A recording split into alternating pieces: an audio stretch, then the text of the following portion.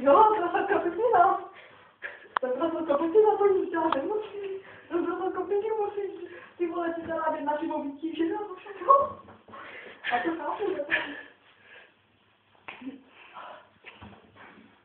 Tady bez klidu. Vyleštíme. Všechno vyleštíme. Uklíte si hajzl, babi. Jak dělalo prasátko Pepina, mám odrůmka, já takhle. Říkám, uklíte si hajzl, babi.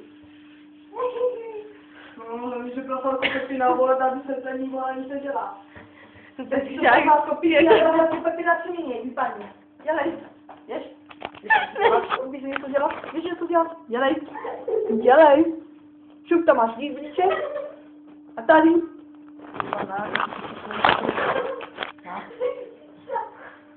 Dělej.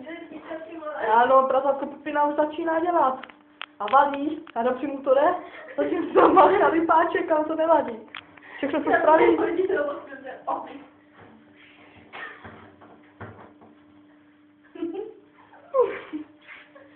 Ano, a to nám upadlo.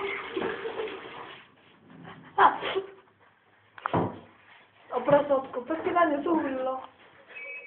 Jde na hajzlu. Ale se podívá za prasátko Pepina.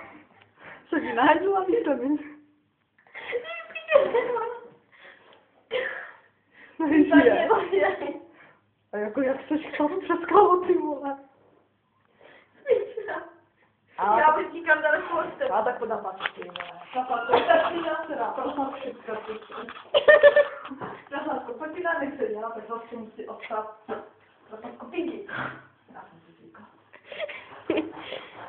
Však to ti čeká do 2:30, že jo, to umývání. Tu máme až do 2:30. To máme až do 2:30.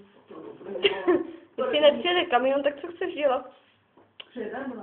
Nevím, neměl by. Vedoucí říká, že nebudeme mít co dělat. Ježiš, vyleštíme tady, až na půjdej.